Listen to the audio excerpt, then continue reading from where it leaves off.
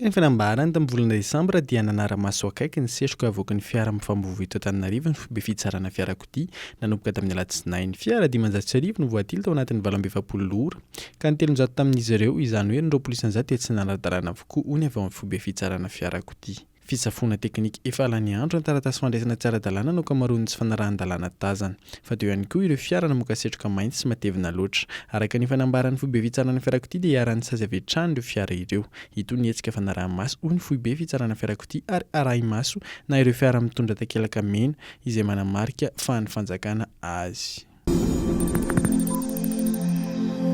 Latsa ny filakevitra minisitra Malala Arby fa tsy takatry ny fahefa-mividy intsony fa nefa nareo faktiora miompampana noho ny sarany vaovao ampiariny JIRAMA. Tsy maintsy mifanaraka amin'ny fahefa-mividy ny mponina izay mbola miaritra fa serana noho ny valina aretina anefa ny sarany ampiarana.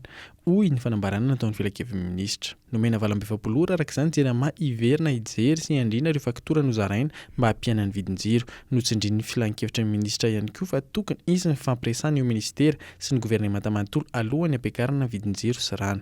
Ho an'ny JIRAMA nefa dia mampiena ny vola alohan'ny mpanjifa isam-bolana ny fomba fikajiana ny faktura vaovao satria 20 isan-jato ny mpanjifa. Ny JIRAMA dia nahita fienana amin'ny fakturany. Andoa lafolafo kokoa nefa ireo mpanao fandaniana miompampana. Nampatsiahy ny fitsarana avy momba lalam-pandriana andro alakamisy fa noho ny antony fitsitsiana sy fitsinjovana ny kitapo-bola-panjakana no antony nampihenana isan'ireo lola ho 12 raha 13 izany teo aloha. Notsindriny araka izany fa tokony hifanaraka amin'ny fahafahany manao ny teti-bola-panjakana ny isan'ireo mpiara-miasa akaiky amin'ny olona tsirairay.